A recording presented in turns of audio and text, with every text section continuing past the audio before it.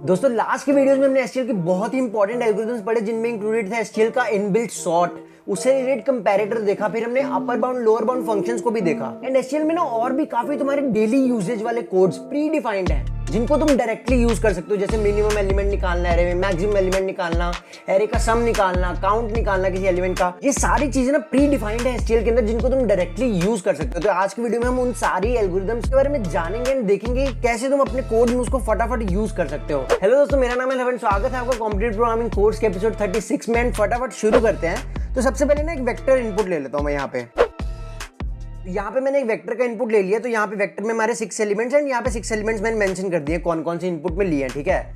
अब जितने भी हमारी एल्गोरिथम्स है ना, उन सब में एक पार्ट कॉमन है जो हमने लास्ट के एल्गोरिथम से भी देखा था। जैसे सॉर्ट एल्गोरिथम पढ़ा था, अपर बाउंड एल्गोरिथम पढ़ा था। तो जब तुम सॉर्ट और अपर बाउंड लोअर बाउंड ये वेक्टर्स पे लगाते हो तो हमने एक चीज देखी थी कि दो चीजें हमेशा पास होती है इन एल्गोरिथम्स में। पहली चीज होती है स्टार्टिंग एड्रेस, कि जो भी एरे या वेक्टर गिवन है उसका स्टार्ट हमें कहां से कंसीडर करना है, उसका स्टार्टिंग पॉइंट क्या है उस एल्गोरिथम को कंसीडर करने के लिए। एंड दूसरा होता है कि जो एंडिंग पॉइंट है, और एंडिंग पॉइंट में तुमने देखा था अपर बाउंड लोअर बाउंड और सॉर्टिंग में दोनों में क्या होता है कि जहां तक एरे या वेक्टर को इंक्लूड करना है उसका एक अगला एड्रेस देते थे, है ना, उसका एक अगला एड्रेस देते थे। तो आज भी जो हम एल्गोरिथम्स पढ़ेंगे उनमें भी सेम चीजें होती हैं, जो हमें दो चीजें तो देनी पड़ेंगी ऑलमोस्ट हर एक एल्गोरिथम में। स्टार्टिंग पॉइंट के एरे या वेक्टर कहां से कंसीडर करना शुरू करना है, किस पॉइंट से उसको कंसीडर करना है, एंड एंडिंग पॉइंट। और एंडिंग पॉइंट क्या होगा हमारा, जहां पे हमें जहां तक कंसीडर करना है उसका एक अगला एड्रेस। तो सबसे पहले हम देखते हैं मिन अंडरस्कोर एलिमेंट। तो मिन अंडरस्कोर एलिमेंट क्या करता है ना, तो यहाँ पे मैं लिख देता हूँ एल्गोरिथम मिन अंडरस्कोर एलिमेंट। तो ये क्या करता है, स्टार्टिंग पोजीशन लेता है और एंडिंग पोजीशन लेता है। तो अगर इस वेक्टर के केस में अगर मेरे को पूरे वेक्टर में मिनिमम एलिमेंट निकालना है तो मैं क्या करूंगा, स्टार्टिंग यहाँ पे वी डॉट बिगिन पास कर दूंगा और एंडिंग पूरा एरे कंसीडर करना है तो लास्ट एलिमेंट का अगला एड्रेस मतलब वी डॉट एंड, तो वी डॉट एंड पास कर दूंगा। अब ये रिटर्न क्या करता है, ये रिटर्न करता है पॉइंटर, ये एड्रेस रिटर्न करता है। तो वेक्टर्स के केस में ये क्या रिटर्न करेगा, आइटरेटर रिटर्न करेगा, या फिर तुम पॉइंटर भी ले सकते हो। वेक्टर्स के केस में इतना फर्क नहीं पड़ता, बट आइटरेटर तुम समझ के मान लो। एरेस के केस में तो पक्का पॉइंटर ही रिटर्न करेगा। तो यहाँ पे अगर तुम्हें सीधा वैल्यू चाहिए लेट से, तो मैं यहाँ पे लिख सकता हूँ इंट मिन इज इक्वल टू यहाँ पे स्टार मिनिमम, क्योंकि मिनिमम अंडरस्कोर एलिमेंट क्या रिटर्न कर रहा है, एक पॉइंटर रिटर्न कर रहा है। एक पॉइंटर रिटर्न करता है तो पॉइंटर की वैल्यू कैसे आ जाएगी, स्टार लगा के आ जाएगी, है ना। तो इसको हम प्रिंट कर देते हैं, यहाँ पे इस कोड को चला देते हैं। तो तुम देख रहे हो हमारा यहाँ पे 1 प्रिंट हो गया, यानी कि मिनिमम एलिमेंट प्रिंट हो गया। अब मिनिमम एलिमेंट के लिए तुम डायरेक्टली ये यूज कर सकते हो, तुम्हें लूप्स लगाने की जरूरत नहीं है, क्योंकि जनरली मिनिमम एलिमेंट काफी कॉमनली यूज चीज होती है कि भाई मिनिमम निकालना है एरे या वेक्टर में, तो तुम डायरेक्टली ये यूज कर सकते हो। ऐसे ही हमारा होता है मैक्स अंडरस्कोर एलिमेंट। तो मैक्स अंडरस्कोर एलिमेंट भी सेम है कि जहां तक तुमने मैक्सिमम निकालना है बस वो हमें एड्रेस पास करने हैं। यहाँ पे हम मैक्स लिख देंगे एंड यहाँ पे हम लगा देंगे मैक्स आउटपुट में। तो इसको भी प्रिंट करके देख लेते हैं। तो तुम देख रहे हो 7 प्रिंट हो गया है। अब एड्रेस वाली चीज भी देख लेते हैं कि यहाँ पे लेट से अगर मैं पहले 3 एलिमेंट स्किप कर दूं, मतलब हमारा जो मिनिमम एलिमेंट है अगर वो मैं स्किप कर दूं यहाँ पे, मतलब यहाँ पे मैं पास कर दूंगा वी डॉट बिगिन +3, मतलब 0 1 2 स्किप कर दिया हमने। तो यहाँ पे 2 3 1 स्किप हो जाएगा और 6 7 6 में फाइंड करेगा। तो इसको अगर मैं प्रिंट करूंगा तो तुम देखोगे अब मिनिमम एलिमेंट की वैल्यू जो है 6 में चेंज हो गई। मतलब उसने सिर्फ इतना पार्ट कंसीडर किया, पहले 3 वैल्यूज इग्नोर कर दिए, क्योंकि हमने स्टार्टिंग पॉइंट क्या पास किया है, वी डॉट बिगिन +3। तो हमने स्टार्टिंग पॉइंट ये पास किया है, तो उसने सिर्फ यहाँ पे 6 7 6 इतना पार्ट कंसीडर किया है रेखा, ठीक है। तो ये हो गए हमारी 2 एल्गोरिथम्स। अब उसके बाद आता है एक और एल्गोरिथम जिसको बोलते हैं हम एक्यूमुलेट। एक्यूमुलेट क्या करता है, हमें सम प्रोवाइड करता है रेखा। तो लेट से अगर मेरे को सम चाहिए, int sum is equal to, तो एक्यूमुलेट में हम क्या देते हैं, सबसे पहली चीज वही एड्रेस जाएगी कि स्टार्टिंग कहाँ से हमें स्टार्ट करना है, कंसीडर करना है एरे को या वेक्टर को। तो स्टार्ट में लेट से अगर पूरा ही मेरे को फाइंड करना है तो वी डॉट बिगिन, अब पूरा वेक्टर कंसीडर कर रहे हैं तो वी डॉट एंड पास कर देंगे। अब यहाँ पे तीसरी एक और चीज जाती है इसमें इनपुट में, वो होती है कि हमें कौन सा सम, इनिशियल सम की वैल्यू क्या होगी। तो एक्यूमुलेट हमें वैल्यू तो देगा सम के वेक्टर की, बट इनिशियल सम हमें खुद पे प्रोवाइड करना पड़ता है। तो लेट से अगर मेरे को सिर्फ वेक्टर का सम चाहिए तो मैं इनिशियल सम यहाँ पे 0 दे दूंगा। तो अगर तुम यहाँ पे 3 या 4 देते हो तो क्या होगा, बेसिकली जितना भी वेक्टर का सम होगा वो प्लस जो भी तुम यहाँ पे वैल्यू दे रहे हो वो, ये इनिशियल सम की वैल्यू है। तो इनिशियल सम प्लस हमारा वेक्टर का सम वो आ जाएगा। तो यहाँ पे हमारा इसको प्रिंट करके देख लेते हैं सम को। तो हमारा यहाँ पे सम 25 प्रिंट हो गया। तो हमारा 25 ये सम 2 + 3 5 + 1 6 6 + 6 12 + 6 18 + 7 25। तो 25 भी हमारा सम है, 25 प्रिंट हो गया है, ठीक है। इसके बाद एक और फंक्शन आता है हमारा काउंट फंक्शन। तो काउंट फंक्शन क्या करता है, वेक्टर या एरे में काउंट ऑफ एलिमेंट्स रिटर्न कर देगा हमें। तो काउंट फंक्शन क्या करता है, यहाँ पे हम सीधा बस इंट काउंट लिख देते हैं इज इक्वल टू, काउंट में भी सेम हमें स्टार्टिंग एड्रेस, एंडिंग एड्रेस और फिर कौन से एलिमेंट का काउंट चाहिए। तो यहाँ पे लेट से वी डॉट बिगिन पास किया मैंने, फिर वी डॉट एंड लेट से मेरे को 3 का काउंट चाहिए, है ना, तो 3 का काउंट प्रिंट कर देते हैं यहाँ पे। तो यहाँ पे देखो 1 प्रिंट हो गया 3 का काउंट। तो लेट से अगर मैं यहाँ पे 6 पास कर देता हूँ, 6 हमारे वेक्टर में 2 बार आ रखा है, तो 6 पास करते हो तो तुम यहाँ पे देखोगे हमारा 2 प्रिंट हो जाएगा। तो देखो यहाँ पे 2 प्रिंट हो गया, ठीक है। तो ऐसे हमारा काउंट फंक्शन वर्क करता है, ठीक है। तो यहाँ पे लेट से अगर मैं वी डॉट बिगिन और वी डॉट एंड पास किया है, तो मैं यहाँ पे वी डॉट बिगिन प्लस 1 कर देता हूँ, ठीक है। पहला एलिमेंट स्किप कर देता हूँ और 2 का काउंट फाइंड करता हूँ, ठीक है। अब इसको प्रिंट करेंगे तो यहाँ पे तुम देखो 0 प्रिंट हो जाएगा, क्योंकि मैंने पहला एलिमेंट कंसीडर ही नहीं किया। 2 एरे में 0 बार आ रहा है जितना हमने कंसीडर किया है, +1 से डॉट एंड तक कंसीडर किया है।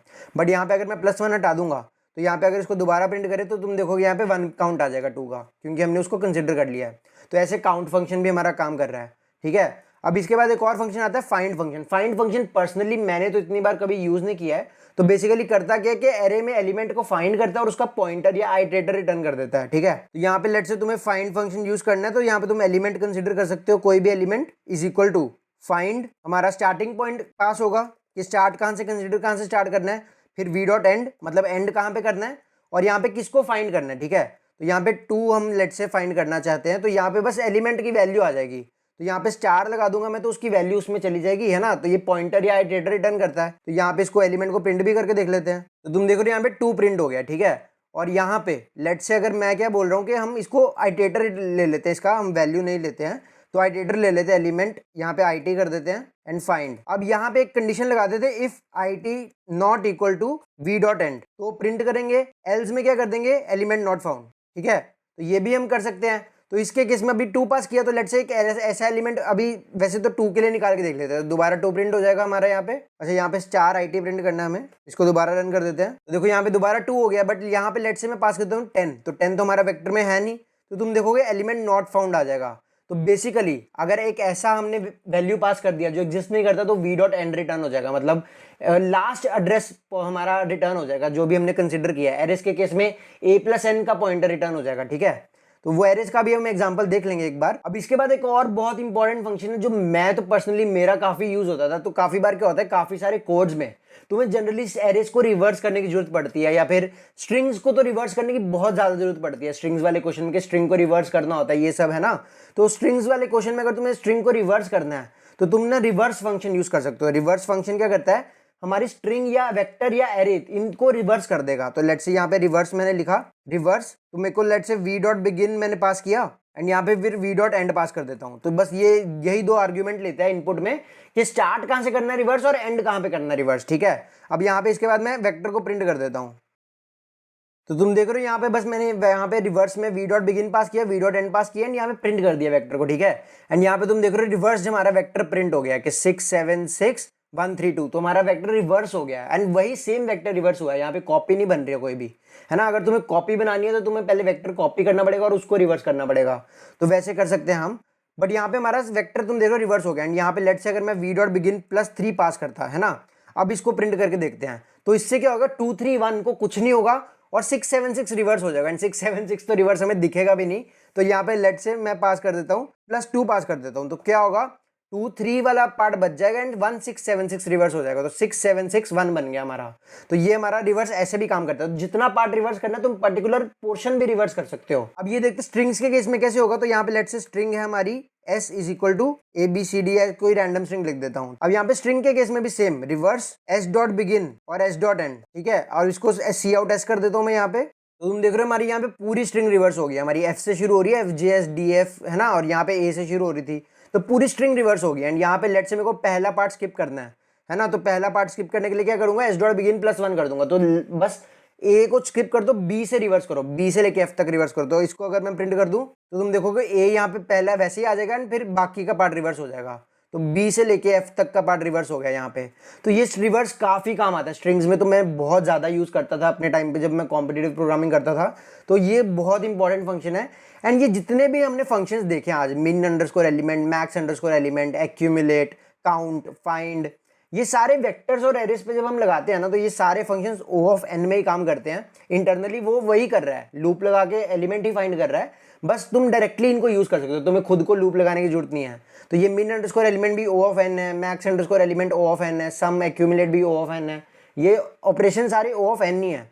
एंड काउंट और फाइंड वेक्टर्स और एरेज में तो ओ ऑफ एन है, बट मैप्स और सेट्स में तो हमने देखा था कि ये लॉग एन ऑपरेशन होते हैं जब एम डॉट काउंट लगाते हैं या फिर एम डॉट फाइंड लगाते हैं, उन केसेस में ये लॉग एन होते हैं, बट वेक्टर्स और एरेज के केस में ये ओ ऑफ एन होते हैं। तो लेट्स से हमें इस चीज को अब एरेज में लिखना होता है, तो एरेज के लिए हम ये कैसे लिखेंगे, यहाँ पे हम क्या कर देंगे, लेट्स से इसको एरे डिक्लेयर कर देते हैं, इंट वी ऑफ एन। तो ये एरे हो गया हमारा। तो एरेज के केस में क्या होगा, बस वी डॉट बिगिन किस में कन्वर्ट हो जाएगा, वी में कन्वर्ट हो जाएगा, क्योंकि एरे में पहला जो पॉइंटर होता है वो खुद नाम ही होता है ना।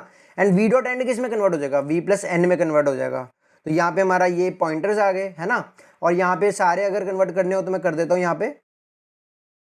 यहाँ पे मैंने सारे के सारे ये देखो कन्वर्ट कर दिए। तो वी डॉट बिगिन किस में चेंज हुआ है, एरे के नाम में, मतलब starting address. And we dot and की जगह क्या हुआ हमारा, वी प्लस एन आ गया, मतलब जहां तक कंसीडर करना है उसका एक अगला एड्रेस। तो ये हमारे सारे एरेज में भी काम कर सकते हैं, जैसे हमने सॉर्ट और अपर बाउंड के केस में देखा था कि वो भी एरेज और वेक्टर्स दोनों में काम करते थे ना। तो ये सारे एरेज में भी काम कर सकते हैं। तो तुम देख रहे हो यहाँ पे हमारा सेम ही चीज प्रिंट हो रहा है। एंड यहाँ पे तुम एक चीज देख रहे हो, यहाँ पे ये ऑटो पॉइंटर है बेसिकली, तो ये इंटीजर पॉइंटर है, आई टी हमारा आइटरेटर नहीं है। एरेज के केस में ये पॉइंटर रिटर्न करेगा है ना। तो यहाँ पे कंपैरिजन देखो तुम कैसे हो रहा है, I T not equal to V plus N. तो यहाँ पे वी प्लस एन के बराबर नहीं होना चाहिए, वेक्टर्स के केस में क्या है, वी डॉट एंड के बराबर नहीं होना चाहिए, यहाँ पे वी प्लस एन के बराबर नहीं होना चाहिए। तो यहाँ पे लेट्स से अगर मैं कोई वैल्यू यहाँ पे लिख दूँ 6 जो प्रेजेंट है, तो उस केस में तुम देखोगे यहाँ पे एलिमेंट नॉट फाउंड नहीं प्रिंट होगा, 6 प्रिंट हो जाएगा। तो यहाँ पे 6 हमारा प्रिंट हो गया। तो बेसिकली ये सारी एल्गोरिदम्स थी, बेसिक एल्गोरिदम्स जो डे टू डे यूजेज में तुम्हारे आएंगी एसटीएल में। एंड तुम इनको यूज करो, तुम्हारा कोड जो लिखने की स्पीड है ना काफी बढ़ जाएगी। छोटे छोटे जो लूप्स लिखने पड़ते हैं जनरली, वो तुम्हें नहीं लिखने पड़ेंगे। एंड कॉन्टेक्स्ट में ये एल्गोरिदम्स बहुत ज्यादा काम आती हैं। आई होप तुम सबको ये सारी चीजें समझ आ गई हो। कोई भी डाउट हो तो मुझे नीचे कमेंट करके बता देना। कोई भी तुम्हें चीज नहीं समझ आई हो तो मुझे डिस्कॉर्ड में भी तुम टैग करके पूछ ही सकते हो है ना। ये सारी चीजें ना प्री डिफाइंड है। तो आज की वीडियो में हम उन सारी एल्गोरिदम्स का यूजेस देखेंगे एंड देखेंगे वो तुम। तो आज की वीडियो में हम उन सारी एल्गोरिदम्स का यूजेस देखेंगे एंड देखेंगे तुम उसको। तो आज की वीडियो में हम सारी एल्गोरिदम्स के बारे में जानेंगे एंड देखेंगे कि फटाफट तुम उनको अपने कोड में तो आज की वीडियो में हम सारी एल्गोरिदम्स के बारे में जानेंगे कि तुम कैसे उनको अपने फटाफट। तो आज के स्टार्टिंग एड्रेस के एरे कहां से, के स्टार्टिंग पॉइंट के एरे कहां से, के स्टार्टिंग पॉइंट। तो सबसे पहले हम देखते हैं इंट मिनिमम। तो सबसे पहले हम देखते हैं मिनिमम। तो देखो यहाँ पे ट्रू प्रिंट हो गया, ठीक है। तो ये हमारा, तो ऐसे हमारा काउंट फंक्शन। तो अगर लेट से हमें यहाँ पे इस चीज को हमें एंड वी प्लस एन के, आई होप तुम सबको ये वीडियो अच्छा लगा है तो मेरे को जरूर